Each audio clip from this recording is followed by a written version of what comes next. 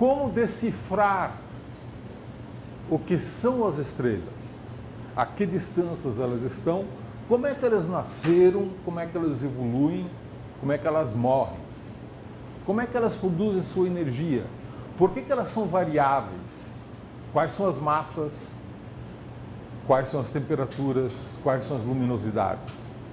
Essas coisas todas são essenciais para a gente entender o que as estrelas realmente são.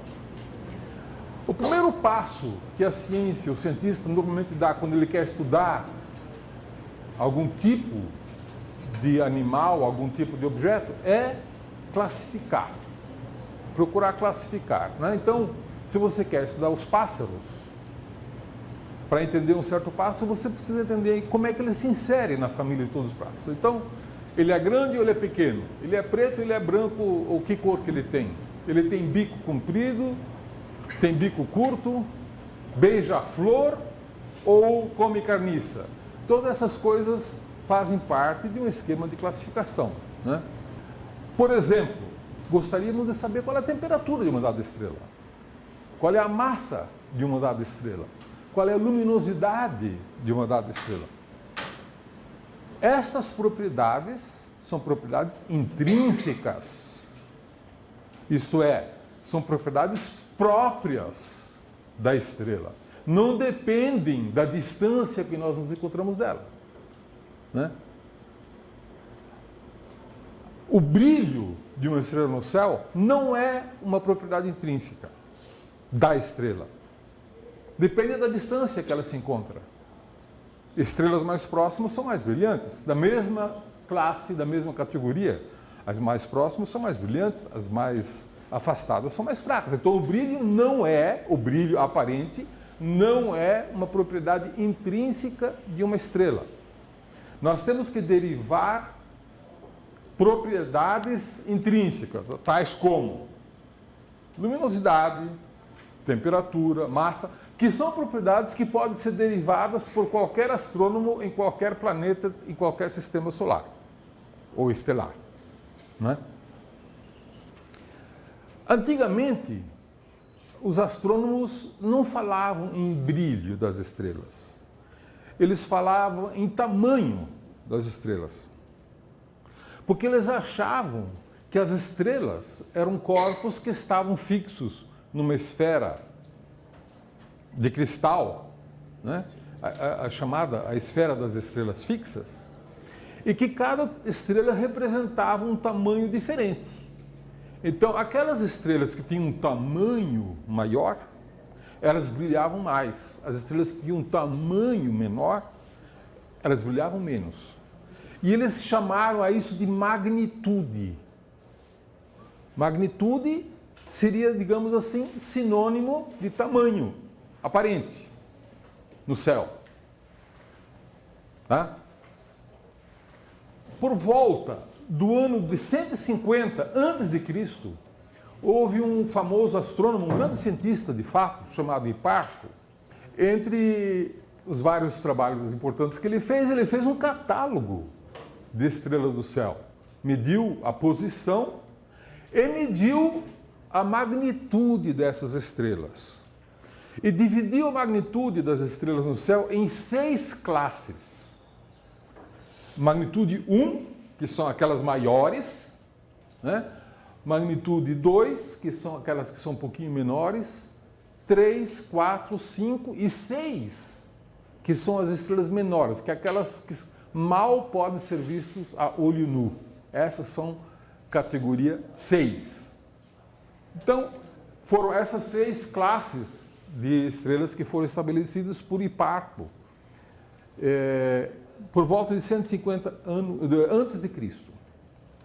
O Tycho Brahe, que foi um outro grande cientista, que fez medidas extremamente importantes de alta precisão no céu, que permitiu ao Kepler derivar as importantes leis de Kepler, o Tycho Brahe chegou a fazer uma escala física aparente das magnitudes, né? Ele definiu as estrelas de magnitude de primeira magnitude, primeira grandeza, como tendo 2 minutos de arco no céu. 2 minutos de arco. Lembre-se, a Lua tem um diâmetro aparente de 30 minutos de arco. Então, para Tycho Brahe, a estrela Sirius, por exemplo, que é uma estrela de primeira magnitude, deveria ter aproximadamente 2 minutos de arco no céu. 1/15 do tamanho da Lua. Isso era mais ou menos o que o Tycho Brahe imaginava, né? E que as estrelas de magnitude 6 eram bem menores e tinham aproximadamente 1/3 de minuto de arco. Quer dizer, 20 segundos de arco seria o tamanho das estrelas menores, né? Nessa gravura aqui, que é muito famosa, vocês já viram muitas vezes, vejam como eles concebiam as estrelas no céu, né? Está aqui a Lua, e vejam que as estrelas mais brilhantes, elas são maiores, enquanto que as estrelas mais fraquinhas, elas são menores. Somente no século XIX, em meados do século XIX, foi quando conseguiu-se medir pela primeira vez a distância de uma estrela. E percebeu-se que a distância das estrelas mais próximas, para as quais podia-se medir a paralaxe trigonométrica, eram distâncias enormes. Eram distâncias muito grandes. E aí percebeu-se que esse negócio de dizer que o brilho da estrela estava associado com o tamanho, não fazia sentido. No ano de 1856, um sujeito chamado Pogson resolveu estabelecer uma escala que associava as magnitudes de Hipparco, as 6 categorias de magnitude, com a intensidade, com o fluxo de luz da estrela. Porque então eles já conseguiam fazer uma medida da luz.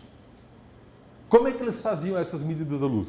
Eles colocavam um objeto, uma vela, por exemplo, cujo brilho, luminosidade eles conheciam, colocavam a uma certa distância e olhavam para esse objeto com o telescópio ao mesmo tempo que olhavam para uma estrela.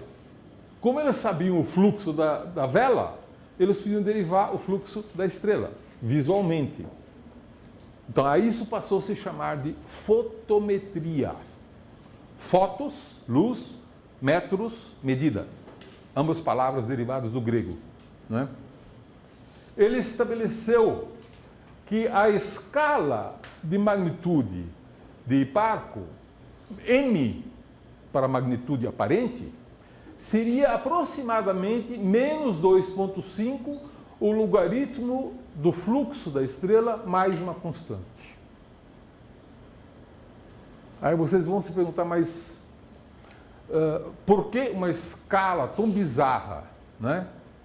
Uma escala tão bizarra? Porque esta fórmula descreve razoavelmente bem a escala de magnitudes do Galileu, né? Então, vejam que o olho... Galileu, desculpe, Hipparco. Foi Hipparco que definiu as escalas de magnitude, não Galileu, né? Vocês vejam que o olho humano tem uma sensibilidade logarítmica para a intensidade. Aí vocês vão se perguntar, mas logaritmo, o que é mesmo logaritmo? O que é uma escala logarítmica? Bom, 10 na potência de 0 é 1. 10 na potência de 1 é 10. 10 na potência de 2 é 100. Então, nós dizemos que o logaritmo de 100 é 2. O logaritmo de 10 é 1. O logaritmo de 1 é 0. Então, vocês vejam que, por causa da escala de Hipparco, que dizia que as estrelas de primeira grandeza, de primeira magnitude, são as mais brilhantes, ficou uma escala invertida, menos 2,5 logaritmo de fluxo. Então, quanto maior o fluxo, menor a magnitude. Tá certo? Portanto, é uma escala não física. E se usa isso até hoje, corriqueiramente, magnitude em vez de fluxo. Na astronomia óptica, quanto mais brilhante, quanto maior o fluxo de uma estrela, menor a magnitude. Quanto menor o fluxo de uma estrela, maior a magnitude. Tá certo? Muito bem, vocês vão se perguntar, e essa constante C aqui? Essa constante C, ela precisa ser calibrada, né? O Hipparco não calculou essa constante C, apenas definiu o conjunto das estrelas, e essa constante, então, foi calibrada com a estrela Vega. A estrela Vega é uma estrela quente, muito brilhante, e a estrela Vega, então, foi definida como tendo magnitude zero. Ele é o zero, Vega é o zero da escala de magnitudes, né? Então, se Vega tem magnitude zero, então você pode medir o fluxo de Vega e definir quanto vale C, a constante, tá certo? Foi assim que foi definida, então, essa constante C, e é essa constante que nós usamos na escala de magnitudes moderna, né? Ela é calibrada pela estrela Vega. No entanto, essa constante, ela é usada muito pouco, na verdade. Por quê? Porque as estrelas, elas são definidas normalmente em termos relativos. Então, se você tem duas estrelas, uma estrela 1 e uma estrela 2, você pode medir o fluxo F1 e F2. Então, a magnitude M1 menos M2 é definida por essa fórmula. E a constante desapareceu, né? É a razão entre os fluxos das duas estrelas, multiplica por, tira o logaritmo, multiplica por menos 2,5, você tem a diferença de magnitude. Esse é o delta M, é o M1 menos o M2, né? Então, vocês vejam que esta é a fórmula que é muito útil e muito usada na fotometria moderna, né? Que foi recalibrada, vamos dizer assim, ou pelo menos associado em termos de fluxo, magnitude, em meados do século XIX pelo Pogson. Ok, vamos ver então aqui algumas magnitudes. Qual é a estrela mais brilhante do céu? Sirius. Sirius tem uma magnitude de menos 1,46. Né? Aqui eu tenho uma fotografia da constelação do Órion, né? Aqui com as várias estrelas da constelação do Órion. Sirius está aqui, mas Sirius não pertence à constelação de Órion. Sirius é Alpha Canis Maiores. Então vocês vejam aqui, Alpha Orionis é Betelgeuse, né?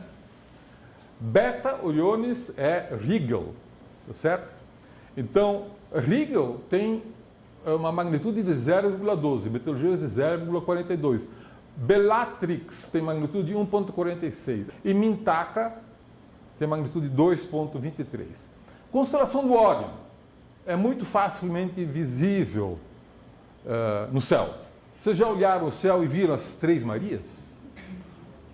São essas as Três Marias que são também conhecidas como o cinturão de Órion, né? E Mintaka é uma das Três Marias, né?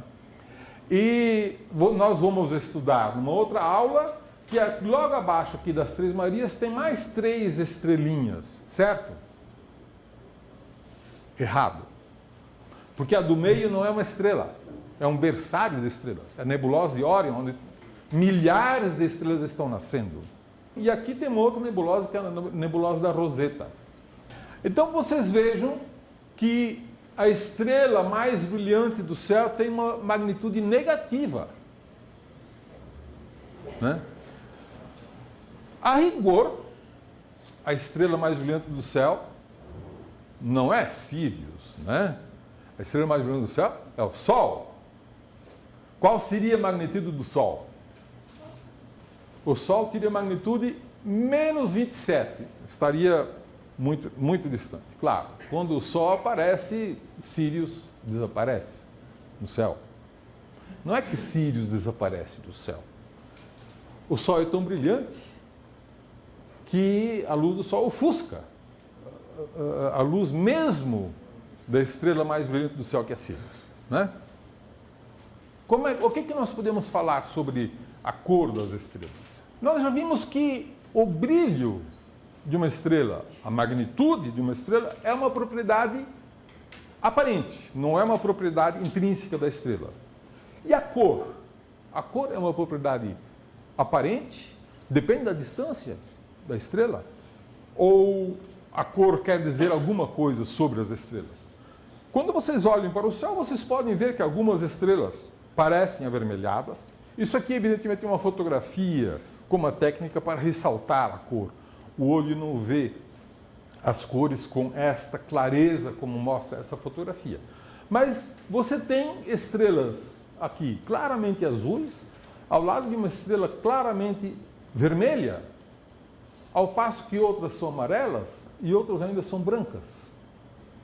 Como é que nós podemos medir quantitativamente as cores? As cores são medidas tradicionalmente numa escala de magnitudes. E essa escala de magnitudes nós chamamos de índice de cor. Índice de cor, né?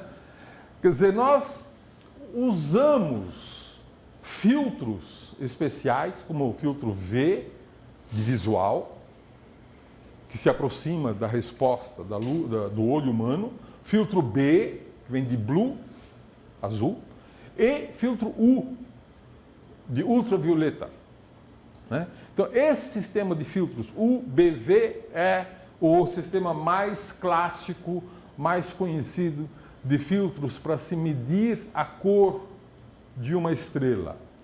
E elas coincidem aqui, eu coloco alguns espectros de estrelas, né? Uma estrela bem azul, uma estrela mais avermelhada. Vocês vejam que numa estrela bem azul, o filtro U comparado com o filtro V vai pegar mais luz do que o filtro V. Já numa estrela mais avermelhada, o filtro U vai pegar menos luz do que o filtro V, né? Então, a partir daí, eu posso definir magnitudes. B é menos 2,5 logaritmo do fluxo no filtro B. Ao passo que a magnitude V é menos 2,5 logaritmo do fluxo no filtro V. Não estou inventando nada de novo, só estou olhando para as estrelas com filtros especiais. Tá certo? Que deixam passar, de preferência, uma luz mais vermelha e uma luz mais azul. Tá? Se eu fizer a diferença desta equação menos esta, eu vou ter B menos V é igual a menos 2,5 logaritmo do fluxo do filtro B dividido pelo fluxo do filtro V. E este B menos V, que eu chamo de índice de cor. Isto define a cor de uma estrela. Tá? Então, uma estrela muito azul, como Rigel, Sirius, vão ter um índice de cor bastante negativo. Lembra-se que negativo é intenso no azul, B. Enquanto que uma estrela mais vermelha, como Betelgeuse, que é bem vermelha, vai ter um índice bastante positivo. Tá? Mas com isso eu consigo fazer uma fotometria, a medida da luz, de uma forma bastante precisa. Muito mais precisa do que com o olho humano, né? E Vega, por definição, tem magnitude zero no filtro V e tem também magnitude zero no filtro B, por definição. Portanto, o índice B menos V de Vega também é zero. Agora vamos ver como é que se mede a distância de uma estrela.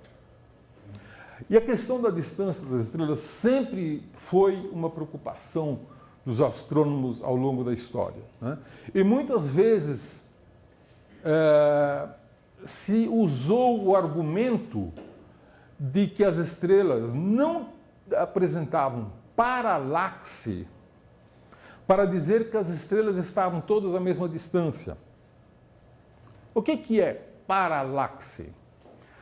Paralaxe, vocês podem entender facilmente se vocês imaginam que vocês têm uma estrela relativamente próxima de você e uma série de estrelas muito distantes, as estrelas de fundo, que seriam, digamos, as estrelas fixas, constantes, né? Na medida em que a Terra gira em torno do Sol, aqui está o Sol, num dado momento a Terra está na posição 1, você vai ver essa estrela na posição B. 6 meses depois, a Terra vai estar aqui. Tá certo? E essa estrela aparentemente mudou de posição. Ela não está mais em B, ela está em A. Então ela andou com relação às estrelas de fundo. A este movimento nós chamamos de paralaxe. Tá certo? Eu poderia pegar um lápis e colocar o lápis aqui pertinho de mim. Se eu fechar um olho, o lápis vai estar projetado na parede lá. Se eu fechar o outro olho, ele está projetado na janela. Tem uma paralaxe, né? A fotografia é diferente. Se eu colocar esse lápis a uma distância muito grande, não importa muito se eu fecho um olho e o outro, ele está praticamente na mesma posição. Então, a paralaxe me permite fazer uma medida da distância, né? E esta é a paralaxe trigonométrica, porque a partir do ângulo que a posição aparente define, este ângulo θ, nós chamamos de paralaxe. É a medida da paralaxe, o ângulo θ, né? Então vocês vejam que para definir a distância de uma estrela, do Sol a essa estrela, ou da Terra a essa estrela, eu preciso medir a paralaxe θ e saber quanto vale uma unidade astronômica. Vejam, θ é a metade desse ângulo total, é daqui até aqui, tá certo? θ é este ângulo aqui, não o ângulo total. Portanto, eu tenho que usar para definir a paralaxe, para definir a distância, uma unidade astronômica, que é a distância da Terra ao Sol, e não 2 vezes, que seria o diâmetro. Isso é um pequeno detalhe que é importante que vocês notem, tá certo? Muito bem. E em que unidades nós medimos essa distância? Essa distância nós chamamos de parsec. O que é um parsec? Parsec é a paralaxe de 1 segundo de arco. Vem do inglês, parsec vem de parallax of 1 arc second. 1 segundo de arco de paralaxe significa distância de 1 parsec, né? Bom, vocês estão acostumados a falar em anos-luz. Eu já falei muitas vezes de anos-luz, que um determinado objeto está a tantos anos-luz. Quer dizer, a distância que a luz percorre em um ano é 1 ano-luz, né? E 1 parsec vale em 3,3 anos-luz aproximadamente. Tá? Muito bem. Qual é a estrela mais próxima do Sol?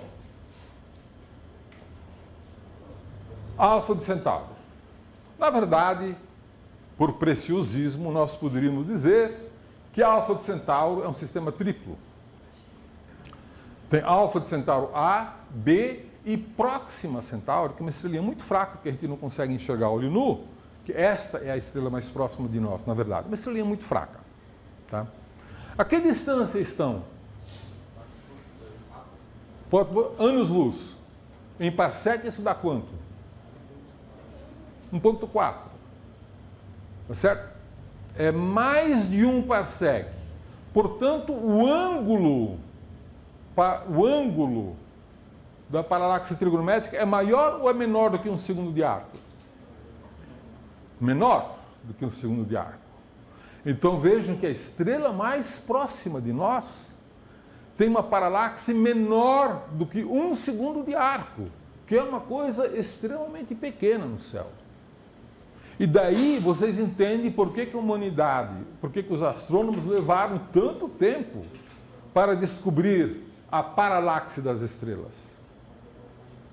Porque as distâncias são tão grandes que a estrela mais próxima tem uma paralaxe de menos de 1 segundo de arco. Então vocês vejam que isso representou um passo gigantesco. Isso foi conseguido em meados do século XIX. Friedrich Bessel foi o primeiro astrônomo que conseguiu finalmente fazer essa medida da primeira estrela, da primeira paralaxe trigonométrica. Isto representou um impacto muito grande na maneira de nós entendermos o mundo em que vivemos. Porque pela primeira vez conseguimos definir qual é a distância das estrelas. Isso foi uma mudança paradigmática na nossa maneira de olhar para o mundo. Porque aí percebeu-se finalmente com precisão que se você pegasse essas estrelas e colocasse a distância em que está o Sol, elas todas pareceriam sóis. Alguns mais brilhantes, outros menos brilhantes, alguns muito menos brilhantes, alguns muito mais brilhantes. Tá certo? E, portanto, se você colocasse o Sol a essas distâncias finalmente medidas, o Sol seria uma estrela comum, corriqueira. E daí a conjectura de que as estrelas são sóis, que cada estrela pode ter um sistema planetário, foi um passo mais ou menos óbvio, né? Foi a consequência natural. Então, a Alfa de Centauro, como nós já vimos, tem 1,3 parsec. O centro da Via Láctea tem 8.000 parsecs. Né? Nós sabemos hoje que o centro da Via Láctea está a 8.000 parsecs. Nós chamamos então de 8 quiloparsec. Tá certo? A grande nuvem de Magalhães está a 50 quiloparsec, a Andrômeda a 800 quiloparsec, e o aglomerado de Virgo, o aglomerado de galáxias, está a 16 megaparsec. O que é o megaparsec? 1 milhão de parsecs. Tá? 3,3 milhões de anos-luz. Isso é um megaparsec. Tá? Então, o quilo e o mega já passam a ser incorporados como múltiplos de 1 parsec. Muito bem, finalmente vamos definir a magnitude absoluta. A magnitude absoluta de uma estrela é a magnitude que a estrela teria se ela estivesse a uma distância de 10 parsec. Tá? Isto é a magnitude. Se você pegasse todas as estrelas e colocasse a 10 parsec, algumas teriam magnitude aparente menor, outras maiores, né? Menores e maiores, representando a luminosidade da estrela. Algumas são mais luminosas que outras. Então você veja que a magnitude absoluta está relacionada com a luminosidade. Tá? Portanto, a magnitude absoluta é uma propriedade intrínseca da estrela. Tá? Que não depende da distância. Isso é uma coisa muito importante de nós entendermos, né? Algumas magnitudes absolutas. Por exemplo, a estrela Próxima Centauri, que é a estrela mais perto de nós, depois do Sol, ela tem uma magnitude absoluta de 15,5. E a luminosidade dela, comparado com a luminosidade do Sol, é de 6 milionésimos. Ela tem uma luminosidade de 6 milionésimos da luminosidade do Sol. Tá? Isso dá magnitude 15,5. A estrela de Barnard, que é uma outra estrela famosa, tem uma magnitude absoluta de 13,2 e ela representa 4 décimos de milésimos da luminosidade do Sol. Essa é a luminosidade integrada da estrela de Barnard, né? Aí nós temos o Sol, que tem uma luminosidade, por definição, de uma luminosidade solar, certo? E tem uma magnitude absoluta de 4,8.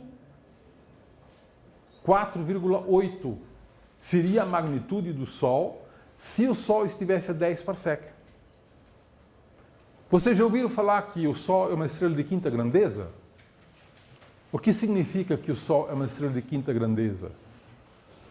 Não é que a magnitude aparente está na classe 5. A magnitude aparente é só menos 27, não 5.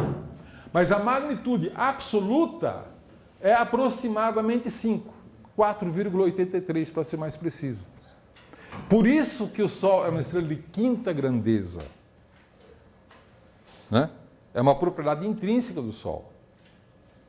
Uma estrela de quinta grandeza, se o Sol estivesse a uma distância de 10 parsec, a magnitude do Sol seria de 4,8, aproximadamente 5. Né? Daí, quinta grandeza, a magnitude absoluta do Sol. A estrela Sirius tem uma magnitude absoluta de 1,43, são 24 luminosidades solar, e Betelgeuse tem uma magnitude de menos 5,6. O que significa isso? Que a luminosidade de Betelgeuse é 700 mil vezes a luminosidade do Sol, quase 1 milhão de vezes a luminosidade do Sol. Né?